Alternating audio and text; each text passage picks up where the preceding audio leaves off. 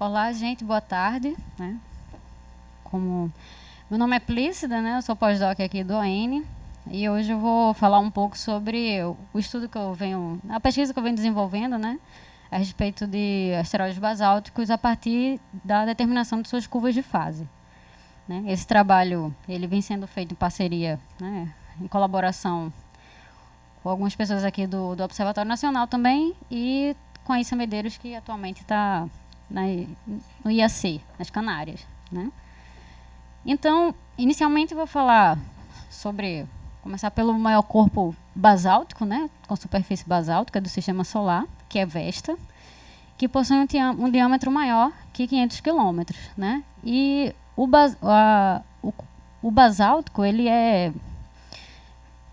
definido como uma rocha ígnea, né, e que possui esses minerais presentes na sua composição. Então, observando o espectro de Vesta, né, nós conseguimos ver, tanto na banda do visível quanto no infravermelho próximo, duas bandas importantes, próximas de 1 micron e de 2 microns, né, que é devido à presença de olivina e piroxênio na sua composição. Então, para ver esse tipo de material, é necessário, né, que os corpos sejam grandes e tenham aquecido o suficiente para que possa ocorrer diferenciação no seu interior e eles apresentarem esse material na superfície. Né? Então, daí vem a conclusão que o Vesta, esse asteroide representa a crosta de um planetesimal diferenciado, né? E que está presente no cinturão interno. Né? Devido a semelhanças espectrais como podemos ver aqui com o espectro de Vesta, né? Muitos objetos no cinturão principal eles são classificados em várias taxonomias como asteroides do tipo V, né? Que são os V-types, assim chamados. Né? Tanto na taxonomia do infravermelho próximo quanto no visível, nós conseguimos ver a presença das bandas, né, de absorção. Então, esses objetos, em maioria, eles estão localizados em regiões mais internas, na região interna do cinturão principal, né? E conectados dinamicamente à Vesta, né? Fazendo parte da família de Vesta, que está ali no cinturão interno, próximo à ressonância de movimento médio 3,1 com Júpiter. Né? E, né, a partir de estudos dinâmicos, né, essa família tem como proveniência a colisão, um evento colisional que aconteceu com Vesta, né, e que formou duas grandes crateras no seu polo sul. Porém, e também esses corpos V-types, eles são identificados como partes de crostas de planetesimais evoluídos termicamente. Então, isso faz com que seja uma população interessante de ser estudada, né, de asteroides no cinturão principal.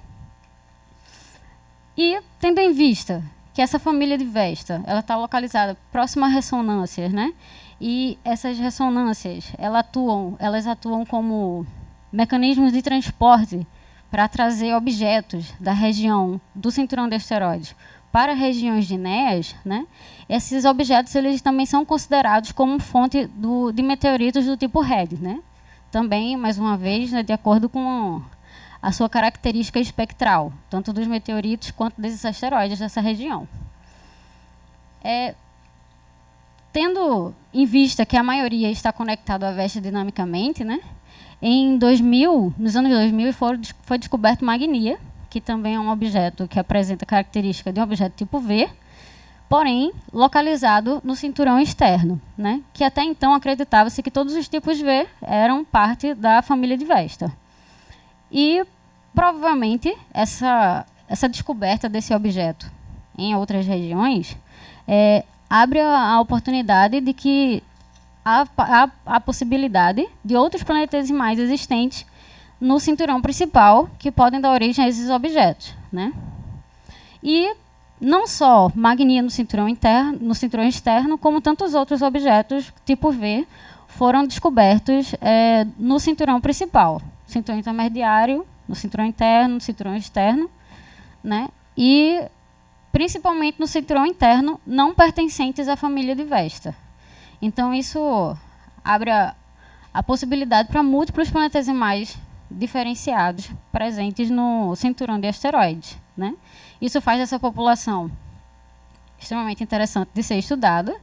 E uma das formas de se estudar essas populações, né, estudar características das suas superfícies, uma vez que magnia, por exemplo, que apesar de ser do tipo V, ele possui químicas discordantes, né, piroxênio em sua superfície, o que diferencia de Vesta, né, questões mineralógicas superficiais. Então, estudar esses corpos nos dá a possibilidade de entender melhor a proveniência de como esses planetesimais se distribuem no cinturão principal e a proveniência desses corpos. Principalmente porque também encontramos objetos de tipo V na região de Neos e também meteoritos encontrados, né, que são associados a esses objetos. Então, eu vou falar um pouco sobre como está sendo desenvolvida a minha pesquisa, né, a partir de curvas de fase desses objetos. As curvas de fase é o estudo definido como o estudo do espalhamento da luz de um corpo de acordo com a variação de ângulo de fase solar.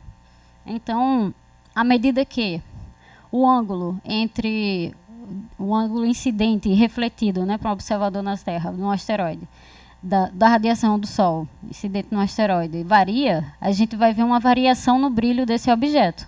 Sendo que para ângulos menores, se aproximando de zero, a gente vai ter o máximo de reflexão desse objeto, né, da radiação solar, para um observador na Terra.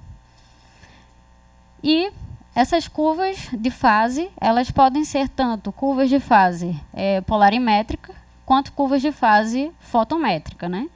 E ambas vão apresentar parâmetros que vão variar de acordo com a composição superficial desse objeto. Na curva polarimétrica, nós vamos ter parâmetros como a polarização mínima, né, que é esse P mínimo aqui. Vamos ter também o ângulo de inversão, que é quando a curva ela passa de valores positivos para valores negativos, e a inclinação da curva polarimétrica, que é dada pelo H. Então, esses são parâmetros que eles vão variar de acordo com a composição superficial do objeto. Já na curva de fase, nós temos, né, modelo mais atual, que são 3 parâmetros, que é o H, G1 e o G2. O H é a magnitude absoluta, né, do objeto, que é quando toca aqui, nessa abscissa, e o G1 e o G2 são os parâmetros de inclinação da curva, que são os parâmetros que vão definir a forma dessa curva, né? Então, o H ele está relacionado com a magnitude do objeto, né? E o G1 e o G2 com a composição do asteroide. E eu vou focar nas curvas fotométricas, né? Porque eu atualmente estou trabalhando com curvas de fase fotométricas. Então, falando das curvas fotométricas, né, existiram vários modelos, né, para representar a curva de fase de corpos sem atmosfera. Né, muitos modelos foram criados, mas em 2012 existe um modelo aceito pela IAU, né, que é aquele modelo que eu mostrei, que é de 3 parâmetros. Né. Porque vale lembrar que, assim, para objetos mais distantes, vamos supor, de objetos no cinturão principal, por exemplo, a variação do ângulo de fase ela não chega a graus muito altos, por exemplo, acima de 30 graus. Já objetos mais próximos da Terra, esse ângulo de fase ele já varia bastante, podem exceder 100 graus. Então, esses modelos eles tentam desenvolver, né, recuperar propriedades físicas da superfície e e abranger tanto objetos mais próximos da Terra, que tem uma variação grande, quanto uma variação pequena de ângulo de fase, para que modele bem e represente bem a curva de fase deles. E essas curvas de fase tem uma parte importante, que é o efeito de oposição, que é quando eu falei que próximo de 0 graus, o objeto ele vai refletir mais radiação solar para o observador. E nessa região, cada curva de fase ela vai se comportar de acordo também com a composição do objeto. Ou seja, vai refletir mais se o objeto for mais brilhante e menos se o objeto for menos brilhante. Né? E existem mecanismos que atuam na curva de fase, que são responsáveis por essa variação no comportamento, que é o mecanismo do ocultamento por sombras, né? Que vai estar relacionado com a rugosidade do objeto, com os efeitos de sombreamento de partículas sobre as outras, e o retroespalhamento coerente, que aqui vai ser quando as partículas, se elas são pequenas o suficiente, a radiação incidente pode sofrer uma interferência construtiva e aí vai refletir muito mais luz, né? Fazendo com que nessa região tenha um aumento abrupto do brilho do objeto. Aí aqui, como eu falei, né, tá um exemplo de uma curva de fase. Como a gente pode ver, aqui é um NEL, né? E esse modelo, ele tenta dar uma boa predição. Esse modelo ele foi construído para que, mesmo com intervalos de poucos pontos na curva de fase, ele tenha uma boa predição no ajuste, né? Que ele consiga dar valores confiáveis, tanto dos parâmetros de inclinação quanto da magnitude absoluta. E é o que a gente chama do modelo de 3 parâmetros não linear, que é desenvolvido por Muinone colaboradores e Pentilli colaboradores de 2016. Né? E, como falei anteriormente, desde 2010 é o que vem sendo aceito pela IAU para que seja padronizado o uso de um modelo para curvas de fase. Né? E, para a gente aplicar esse modelo aos nossos objetos, né, nós adquirimos nossos dados a partir de observações feitas no Observatório Astronômico do Sertão do Taparica, né, do OASE, entre 2014 e 2020. Né? Nós observamos 9 asteroides do cinturão principal e um NEL, né? Todos V-types. Né? E esse observatório está integrado ao projeto Impacton, né, o qual faço parte, e isso é um dos muitos projetos que vem sendo desenvolvido, né, dentro do contexto dos objetivos do projeto. E aqui a gente encontra comportamentos diferentes para algumas curvas de fase desses objetos. Nós determinamos, no total, 10 curvas de fase, né? E para essas 10 curvas de fase, nós encontramos comportamentos diferentes, que eu trouxe 2 apenas para a gente poder mostrar melhor como é que esses comportamentos eles, variam. Né? Então, aqui a gente tem o Magnia, né? 1459 Magnia, e o 2353 Principia. Então, esses objetos que são tipo vez, eles possuem um albedo acima de 0,2, né? Então, espera-se que o comportamento na região do efeito de oposição desses objetos, né, que essa região aqui, abaixo de 5 graus até próximo de 0, seja um comportamento de um aumento no brilho, né? Porque esses objetos eles possuem um albedo mais alto, que é o que apresenta esse objeto aqui, essa característica da curva ficar um pouco mais elevada nessa região. Em contrapartida, Magnia não apresenta essa característica, né, na região do efeito de oposição. Então, a gente diz que esse objeto ele teve uma curva de fase mais plana, né, e que é uma característica que a gente não estava esperando encontrar. Né, estava esperando encontrar alguma coisa mais semelhante a esse aqui. Então, para poder investigar melhor, né, nós comparamos a curva de fase de Magnia com a curva de fase de Vesta. Essa curva de fase de Vesta, ela foi determinada por Hasegawa e colaboradores em 2014, mas no antigo modelo de curvas de fase, que é o modelo HG, com apenas um parâmetro de inclinação, que é desenvolvido por Boa e colaboradores de 89. Então, eu tomei os dados que compõem a curva e fiz o plot no modelo atual para poder comparar tanto os parâmetros quanto a própria curva em modelos, no mesmo modelo, né? Trimagnia e Vesta. E aqui nós vemos que, embora eu não coloquei os pontos aqui, eu coloquei só o ajuste para ficar mais fácil de visualizar o comportamento da curva de fase. Embora pouca seja a amplitude aqui do efeito de oposição, né, que mostra na curva de Vesta, mas mesmo assim ainda há um pequeno aumento aqui quando comparado com magnia, que tem muito pouco, né?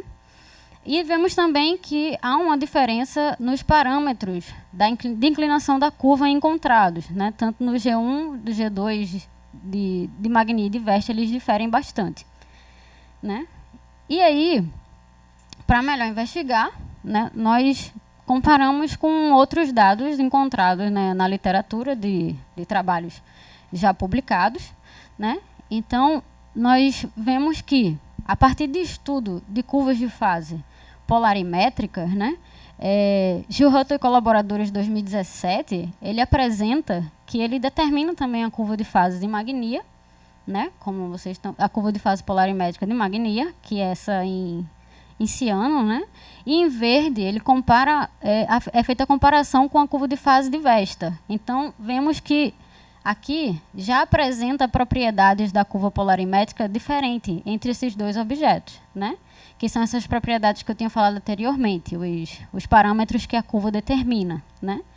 E nisso é determinado também curvas polarimétricas para outros 11 objetos, né, do cinturão principal, da região interna e da região externa também. E que, para esses 11 objetos, eles se assemelham mais à curva polarimétrica de magnia que à curva polarimétrica de Vesta, embora sejam todos objetos do tipo V, né? E comparamos os nossos dados também com um trabalho mais recente, de 2021, né, de Ozevic e colaboradores, em que ela analisa 20 objetos do tipo V, determina suas curvas de fase e ela faz uma análise no espaço de fase dos parâmetros de inclinação, G1 e G2, né? E nesse espaço de fase, a estrela aqui maior é Vesta, né? Ela usa esse dado de Vesta que ela usou aqui é determinado por Shevchenko e colaboradores 2016, né? E eles concluem que há um cluster em volta de Vesta aqui, né? Tipo, os parâmetros de inclinação da curva não divergem muito do tipo V, que é o único tipo V dessa amostra, que é Vesta, e de outros objetos que se concentram aqui, que são tipos SM, né? Então, eles concluem que não há tanta diferença nos parâmetros de curvas de fase fotométrica entre os tipos V, né? Eles estão mais semelhantes. Porém, em nosso trabalho, eu utilizei tanto os dados que ela usa aqui de Shevchenko colaboradores, os próprios dados dela, né, do seu trabalho, os 20 V-types, e os nossos dados que estão em azul aqui, e eu coloquei Vesta em vermelho só para diferenciar, e magnia também, para ver, só para identificar melhor no gráfico, né? E aqui nós vemos que há um certo comportamento dos nossos objetos em torno dos tipos V, né, do trabalho de Ozevic colaboradores, mas também há objetos de tipo V em outras regiões dessa correlação, onde se espera objetos de outros, onde se espera objetos de albedos mais baixos, por exemplo, como aqui onde magnia se encontra, né? E aqui eu faço uma observação. Aqui é um objeto, esse é um NEL, esse é um NEL da nossa amostra. Os únicos dois NELs da nossa amostra são esse objeto e esse aqui, que é o 2005 TF e o Magella, né, o 455 Magella. Os demais são objetos do cinturão principal. Então, apenas esses estão um pouco divergentes, né, eles apresentam divergências. Esses dois aqui saem um pouco dessa correlação, enquanto esses objetos eles se apresentam um pouco mais próximos da região de objetos de albedos mais baixos, que não deixa de ser semelhante à curva de fase de magnia, características da curva de fase de magnia, né? Então, para investigar melhor esses parâmetros, não só apenas analisando a correlação no espaço de fase G1 e G2, nós também analisamos a amplitude do efeito de oposição. No trabalho de Belskay e Shevchenko 2000, eles utilizam 33 objetos com curvas de fase bem determinada, que possuem taxonomia e possuem albedos determinados.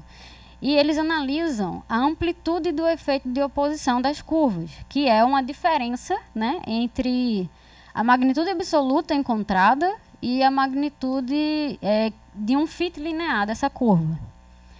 Mas eles não disponibilizam os dados, né, para que sejam feitas comparações com outros ajustes, por exemplo. No entanto, em Moinone Colaboradores 2010, quando é determinado um novo modelo para a curva de fase, ele apresenta também alguns parâmetros que podem ser determinados a partir dos parâmetros da curva de fase. E um deles é que ele define como a amplitude do efeito de oposição da curva de fase para esse novo modelo, né, para esse novo ajuste de 3 parâmetros.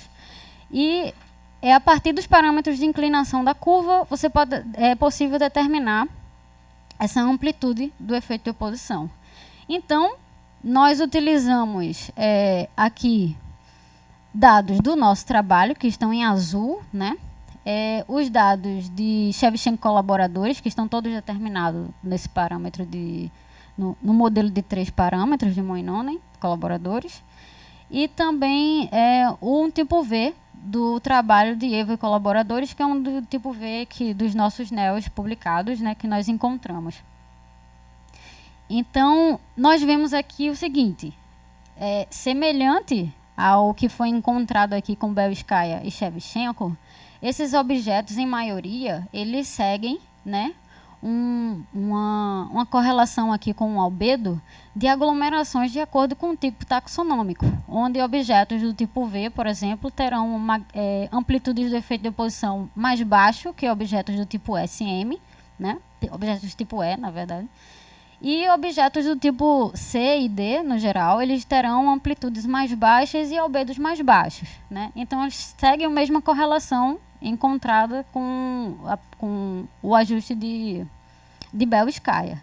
E, com isso, nós analisamos os nossos dados. Então, incluindo aqui os tipos V, tanto da nossa amostra, quanto do trabalho de Ozewisch Colaboradores, nós vemos que, diferentemente dos demais objetos aqui do trabalho de Shevchenko Colaboradores, né, eles não seguem uma região preferencial, né, de localização. E magnia possui uma amplitude muito mais baixa, o que era esperado de acordo com a sua curva de fase, né, do que Vesta quando comparando os dois. E os objetos do trabalho de Ozewisch Colaboradores, por exemplo, os V-types, embora eles estejam na mesma região, no espaço de fase G1 e G2, aqui eles estão mais espalhados e apresentam muitas diferenças nas suas amplitudes do efeito de oposição. Então, né, já que os nossos objetos estavam tão divergentes, nós decidimos analisar por tamanho, né? Então, separamos entre os objetos maiores que 10 km e os nossos objetos que são menores que 10 km, junto com os main belts do trabalho de Ozewisch Colaboradores, né? E nós vemos que essa dispersão ela é maior para objetos pequenos do que para os objetos grandes, né?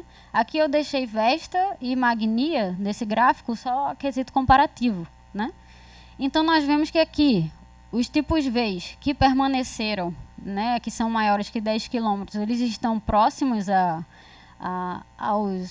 aos objetos de taxonomia tipo S e de Vesta, principalmente, enquanto aqui nós temos uma variação significativa na amplitude do efeito de oposição encontrado, né?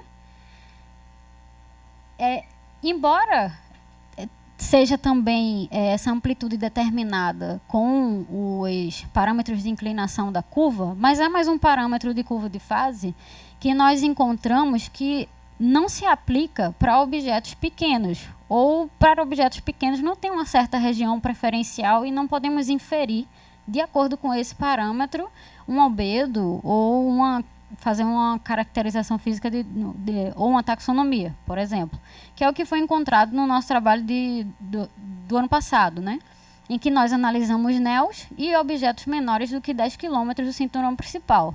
E nós vimos que, para esses objetos, no espaço de fase, não há região preferencial. Tipo, não dá para inferir o albedo, e o albedo ele não define uma região preferencial ou a taxonomia no espaço de fase G1 e G2. E isso se apresenta também quando analisamos a amplitude do efeito de oposição da curva, né? Que para esses objetos pequenos, a variação é muito grande e não podemos fazer as mesmas inferências que para objetos maiores, né?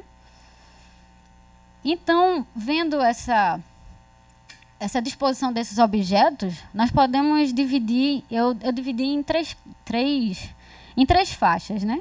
Porque tivemos objetos com amplitude do efeito de posição semelhante à magnia, né? Mas algum com um albedo já mais diferente do que os objetos encontrados tipo V, porém a amplitude encontrada foi semelhante, né? E aqui eu fiz uma média desses que têm amplitudes semelhantes à magnia, semelhantes à Vesta, e alguns outros objetos, eles possuem amplitudes maiores que 0,9, por exemplo, né? Que são esses encontrados aqui em cima. Inclusive, há 2 asteroides que não foram incluídos no gráfico porque eles possuíam valores maiores, né, do que o que está aqui no eixo, né?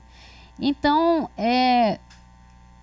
nós vemos que há amplitudes semelhantes à Vesta e há amplitudes semelhantes à magnia. E diferentes de trabalhos anteriormente encontrados, a gente não pode pegar esses parâmetros G1 e G2, realizar uma média para inferir uma taxonomia, né? E mesmo os tipos V não tem uma média que a gente pode inferir a partir dos parâmetros da curva para esses objetos pequenos, né? Lembrando sempre que esses são os objetos menores. E tem uma curiosidade aqui, que é esse objeto, que é o 2353. Ele foi determinado anteriormente em outros trabalhos, e ele possuía, na curva de fase anterior, uma amplitude do efeito de oposição de 0,351. Porém, no nosso trabalho, nós conseguimos cobrir uma região do efeito de oposição maior, né? Ter mais cobertura em ângulos menores, em ângulos de fase menores. E aí nós vemos que há uma mudança, né, na sua amplitude do efeito de oposição para valores maiores, né? Então ele alcança uma amplitude maior à medida que nós cobrimos mais regiões do efeito de oposição do objeto. Então, já concluindo, né, nós vemos que, embora utilizando os dados de Ozevich e colaboradores, né, embora eles encontrem evidências significativas que há um cluster de objetos de tipo V ao redor de Vesta e dos objetos tipo S no espaço de fase G1 e G2, ao acrescentar os nossos dados, nós vemos que os nossos objetos eles divergem um pouco disso, né? Então não encontramos essas evidências significativas, né, reforçando, e sim que há uma certa divergência. No trabalho de Gil Huttle, há encontrados diferentes curvas de fase polarimétricas dentro da população dos tipos V. E isso nós encontramos aqui também, né?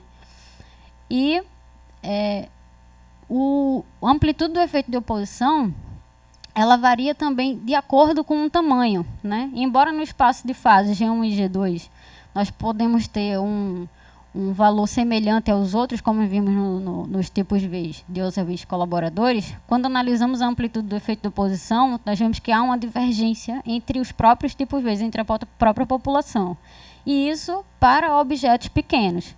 Embora a magnia não seja considerado um objeto pequeno, mas, se eu não me engano, o diâmetro determinado que tem para esse objeto é de 17 km, que não é também um objeto muito grande, né? Então, ele pode ser incluído como um objeto menor na nossa amostra, né? Os resultados, né, sugerem que o tamanho desses objetos eles vão influenciar no tamanho dos regolitos distribuídos na sua superfície, né? E isso pode ser o que nós estamos observando, essa diferença do tamanho do material que o objeto pequeno pode conter na superfície, que vai dar essa variação na curva de fase, nos parâmetros da curva de fase. E essas diferentes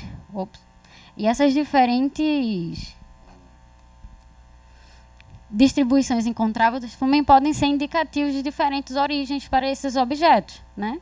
Uma vez que magnia tem origens diferentes, muitos objetos na nossa amostra não eram pertencentes à família de Vesta, embora alguns outros sim, né? Mas isso pode ser indicativos de diferentes origens da população do tipo V. E como curva de fase requer um acompanhamento, né, um acompanhamento observacional para determinar uma boa curva de fase, para fazer uma boa cobertura de ângulo de fase desses objetos, ter um telescópio dedicado, né, para fazer o acompanhamento, para as observações, né, é de extrema importância na determinação de bons dados, né. Então, é importante destacar também aqui os resultados alcançados com o OASE, né, dentro do projeto Pacton. E obrigada.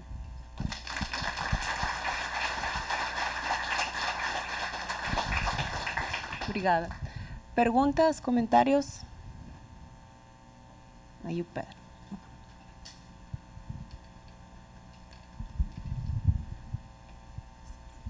Opa, boa tarde. Bom, muito bom. Você sabe que eu sou fã de curva de fase. Parabéns. Uma perguntinha na questão uma explicação por que a Magnia teria uma curva de fase tão plana. Que hipótese você poderia propor além de uma diferença de distribuição de regolitos diferentes? Porque nesse caso, o Magnia é o quê? 10, 15 quilômetros, que seria já um tamanho que retém a distribuição de regolitos até pequenos tamanhos, né? Então, eu gostaria de saber quais outras hipóteses você poderia propor para que fosse assim. Então, inicialmente, quando estava trabalhando na curva de fase Magnia, para alguns pontos eu até fiz correção pela curva de luz rotacional, né, para poder minimizar a dispersão. Fiz análise nos outros pontos para saber se estavam divergindo muito disso também. E assim, estava tentando ver se não estava errado o que eu tinha encontrado. Bom, analisando, eu imagino que, como na região do efeito de oposição, um dos mecanismos mais atuantes é o retroespalhamento coerente, eu posso até estar errada, né, no meu pensamento, mas assim, como apresenta um efeito mais plano, talvez o ocultamento por sombras deve estar sendo predominante naquela região, levando em consideração que pode ter a presença de materiais maiores na sua superfície, não ter tão pequeno. Não, eu pergunto isso porque eu também vejo o mesmo comportamento com o Didymos. E Magnia está no cinturão externo, né? Então, uma coisa, talvez, contaminação por materiais mais escuros é uma coisa que seria interessante também talvez pode ser explorar. Sim. Obrigado. Mais uma pergunta? Tem, não? Bom, tenho uma, mas são muito fora da área. Que opção tem para estudar aqueles objetos tão pequenos? Que você falava, contém menos tantos quilômetros, não dá para ver melhor a taxonomia. Que opção tem dentro das técnicas? Bom, fotometria é uma das opções, assim, que dá para abranger objetos menores, né? Mesmo não tendo telescópios muito grandes, né? Então já dá para ter um alcance. E outra opção é se esses objetos se aproximam da Terra, que aí já facilita também, né? A questão da proximidade desses objetos da Terra faz com que a gente consiga ver até tem que planejar, então, objetos naqueles menores. momentos. Nosso foco para estudar objetos pequenos é estudar os NEOs, né? Que estão mais próximos. E aí a gente consegue ver objetos de magnitudes maiores, pela proximidade, né? Mas há grandes levantamentos, né, de objetos do cinturão principal, porém de objetos pequenos ainda é muito difícil de alcançar a longas distâncias, né? Tá bom. Então, objetos mais próximos é mais fácil. Isso.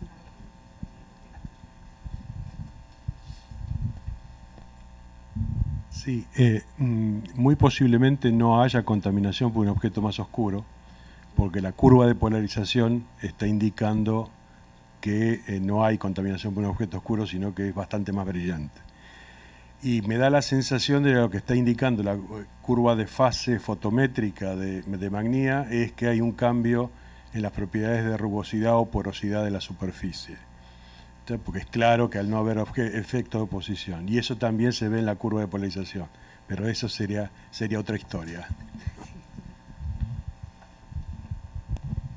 Mais alguma pergunta? Não? Tá. Bom. Muito obrigado, então.